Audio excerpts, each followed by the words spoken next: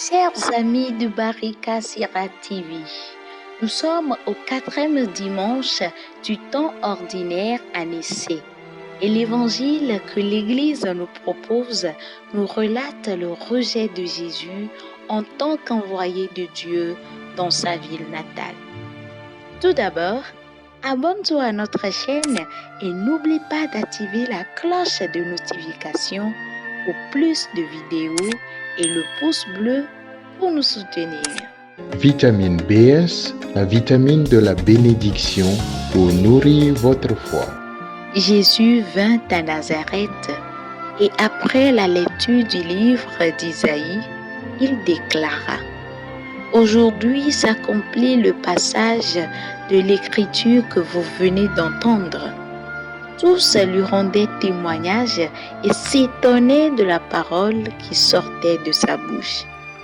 Et ils se disaient entre eux: N'est-ce pas là le fils de Joseph? Et il suffira de quelques paroles de Jésus pour les rendre furieux au point qu'ils voudront se débarrasser de lui une bonne fois pour toutes. Chers amis, comment nous traitons nos pasteurs aujourd'hui? Jésus était méconnu parce que trop connu par ses familiers, les gens de son village, au point de ne pas pouvoir reconnaître en lui le Fils de Dieu. Nous continuons à avoir ces attitudes des habitants de Nazareth. Nous tenons des discours malcommodes vis-à-vis de nos pasteurs. Nous les menons jusqu'aux escarpements des collines pour les précipiter en bas en leur faisant faire des choses qui ne répondent pas à leur mission. Juste parce que nous pensons les connaître véritablement. Si aujourd'hui Jésus nous révèle ses pensées, c'est pour nous éduquer à aller au-delà de la connaissance selon la chair de nos pasteurs, messagers de la bonne nouvelle. Connaître le Christ selon l'Esprit, c'est voir rayonner sa divinité au-delà des limites de son humanité, ce que les Nazaréens n'ont pas pu faire. Dans le même sillage, connaître un homme de Dieu ou une femme de Dieu selon l'Esprit, c'est dépasser ses fragilités et qualités humaines pour voir en lui le messager du Seigneur. Ainsi, nous ne pourrons pas les calomnier, exposer leurs faiblesses. Seule cette connaissance selon l'Esprit nous amènera à accueillir la parole de Dieu qu'ils portent et à les respecter, aimer comme les autres Christ. Saint Luc nous montre également dans cette péricope que le ministère de Jésus inclut beaucoup de souffrances.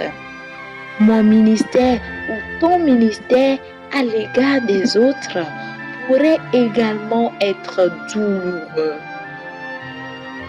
Mais, messager du Christ, homme de Dieu, soyons convaincus de notre identité et de notre mission. Comme à Jérémie, laissons retentir dans nos cœurs ces paroles de Dieu. Mets ta ceinture autour des reins et lève-toi. Ne tremble pas devant eux. La ceinture, vous le savez, rend solide. Et la bonne marche du soldat dépend de la manière dont il ceint sa ceinture autour de sa taille. Sinon, il perdrait beaucoup de temps à ranger constamment ses armes, ses vêtements. Nous les chrétiens, nous devrions nous assurer que la vérité de la parole de Dieu soit bien ancrée en nous, pas juste de manière intellectuelle, non, mais véritablement insérée au plus profond de nous, au point de nous amener à lui donner la première place avant tout. Chers amis, porteurs de la bonne nouvelle du Christ, chrétiens, mettons nos ceintures de foi pour tenir devant les outrages et difficultés qu'impose notre mission. Ayons Dieu pour rempart, car il est avec nous pour nous délivrer. Et le chemin par excellence, c'est l'amour. C'est Dieu lui-même, car Dieu est amour. Envoyés par lui, partons de lui et allons pour lui.